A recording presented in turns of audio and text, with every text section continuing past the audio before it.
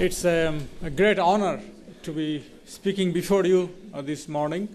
This is my first visit to Brazil, and I'm just overwhelmed by the interest that has been shown in what we have got to say. So I'm very grateful for that. The task I was given was to think about future of the 21st century, a multipolar Hobbesian world, or an orderly planet under a global governance. Now, this, of course, reminded me of the famous American philosopher Yogi Berra, who had said, prediction is difficult, and especially about the future.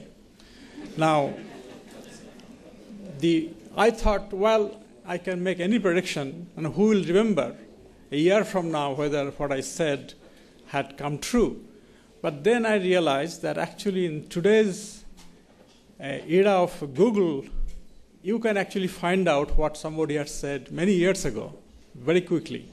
So there is a little risk in making absolutely outlandish prediction.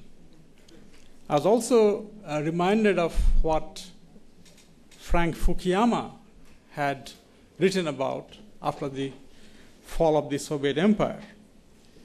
In that famous book, The End of History and the Last Man, he wrote, what we may be witnessing is not just the end of the Cold War or the passing of a particular period of post-war history, but the end of history as such.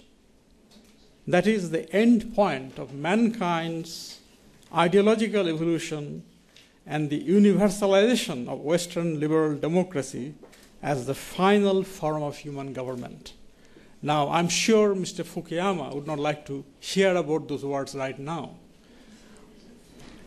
So it is a very risky proposition to make prediction.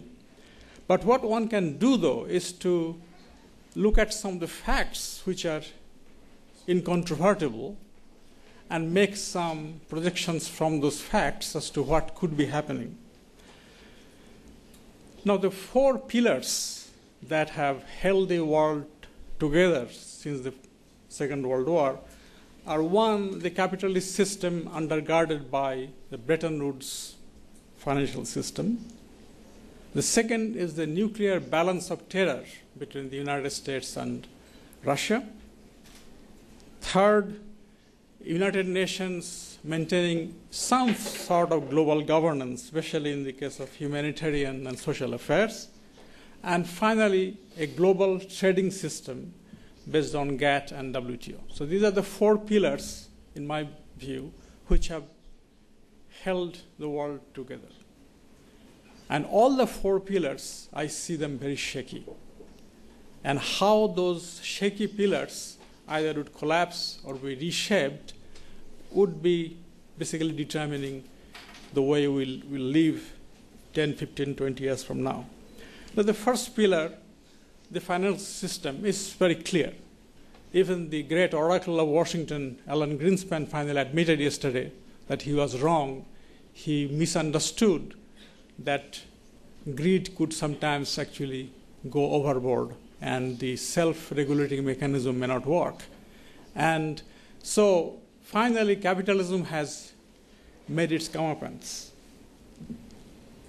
IMF, World Bank had been marginalized in recent years because of the great capital markets and free flow of capital. They have been marginalized. But suddenly now, of course, they are more relevant.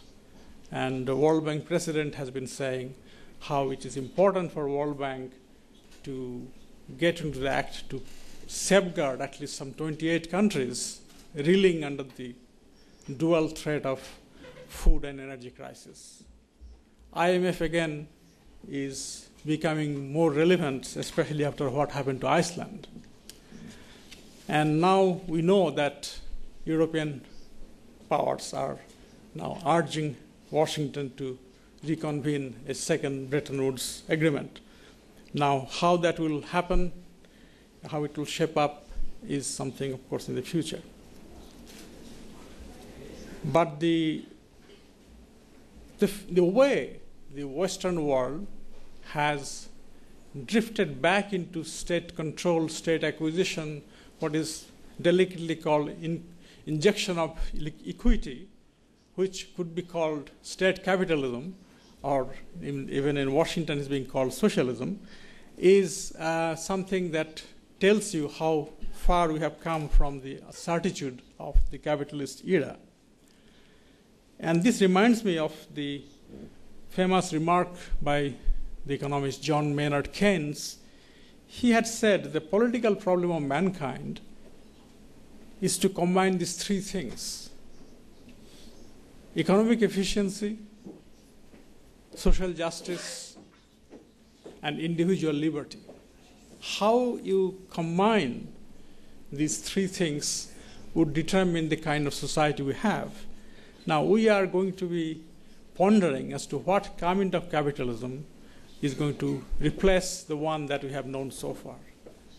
Is this going to be the democratic capitalism of the Swedish or continental European variety, which would emphasize social justice and efficiency, or the Chinese communist variety, which will emphasize social justice alone over individual liberty, or the Asian Japanese model of emphasizing efficiency and justice over liberty?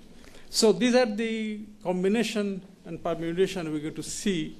And this, of course, will not happen peacefully, because the crisis has created lots of losers and very few winners. And losers and winners are going to duke it out before certain system is adopted by some countries. Second, the United Nations. I think it is very clear the United Nations has become largely dysfunctional when it is a matter of grave significance, like Rwanda genocide, or which is ongoing, or the case of the Iraq War, where one member basically took the United Nations and created the mess that we know it exists today. The fact that the Security Council has remained stuck what it was when it was created after the World War II is, again, it shows the inadequacy of the system in representing the changing world today. The nuclear balance, the third nuclear balance of terror, has actually been weakened terribly, because we have now 4 undeclared or unrecognized nuclear power into the scene: Israel, India, Pakistan, and North Korea, and possibly Iran anytime in the near future. The fact that these nuclear powers have emerged despite the existence of Non-Proliferation Treaty and CTBT, and the fact that Pakistan's nuclear, the father of Chinese Pakistani nuclear program, A.Q. Khan, had run a vast supermarket of nuclear technology, we simply do not know who has got it, whether it has reached some non-state actors who could threaten the Western world or civilization. So that uncertainty has again been added to the current economic, social issues. And finally, the global trading system, which is again in a very precarious condition, and we know that the last Doha round failed, and largely because of the action of my country's government. And this is again indication of the sense that political survival of regime governments become more important at a particular moment than thinking about the overall or a long-term future of the world trading system. So India's rejection of the deal was, in my judgment, clearly a politically motivated action in order to maintain the Congress-backed, Congress-led coalition government in place in India, which would have been threatened by the opposition party if it had given in on the agreement. Now, So the question is, what are the consequences of this situation that I have just sketched? I think the four things stand out. One is that clearly the world is going to be poorer. Already there have been significant layoffs in China, in India, in the United States, and as the credit crunch continues, the poorer people would be more affected than ever, because all the poverty alleviation programs will be essentially cut back or almost dropped in this context of global credit crunch. Second, rising protectionism will get further boost in a situation when even it's difficult to get a letter of credit to export your goods. And on top of that, the rising anti-foreign sentiment in some countries, even in the United States, anti-immigrant sentiment, anti-foreign trade sentiment, coming at a time of such crisis can only make the future of foreign international trade much more problematic. And as Professor Sergio Amaral said, I think the xenophobia is clearly growing in Europe, in the United States, and that will have a further boost from the current crisis. Now, having painted a somewhat really dire picture, I have to still say there are four redeeming features or maybe silver lining that I can see. One is that the speed with which the governments reacted to deal with the current crisis is unprecedented. The governments which were earlier, maybe few days earlier, were fighting with each other as to who will do what, they suddenly woke up to look at the abyss and decided to act. The European Union acted with tremendous speed, and then they got Washington, D.C. to move with speed as well. So that awareness and alacrity, I think, is a good positive sign. Secondly, I think although we are talking about trade being affected and consumption being curtailed, it still does not negate the fact that our lives, the products we consume, the services we enjoy, have become so totally integrated because of the supply chain economy that it is impossible, unless one wants to go back to very, very tough time of crude products, to do without what we have, without foreign trade. Even not only your iPod you are listening to, iPod has components coming from some 40 countries which are assembled in China and is distributed throughout the world. Even a granola bar have components imported from 7-8 countries. They are not mentioned on the label, but it is there. So everything has multiple sources because of the supply chain economy's efficiency that has brought it about. So this is going to be very difficult to undo. Third is the spread of the world population.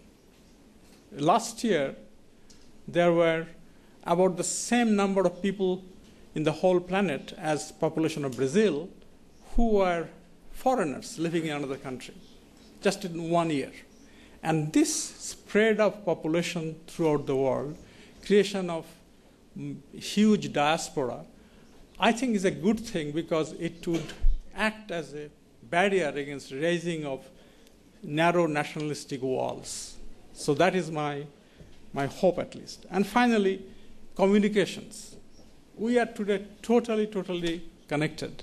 So the result, of course, is volatility, because the moment an information that is not positive hits the wire, instantaneously people start taking action and perhaps discounting things well in advance, leading perhaps to further decline or further crisis.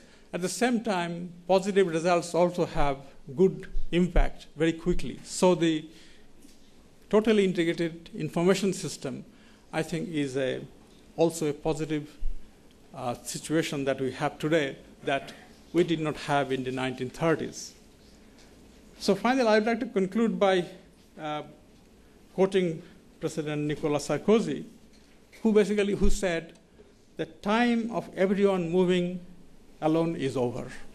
And that is a fact that we have to really internalize and think that globalization has brought us where we are.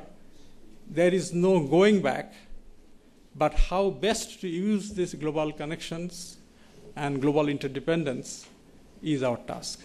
Thank you very much.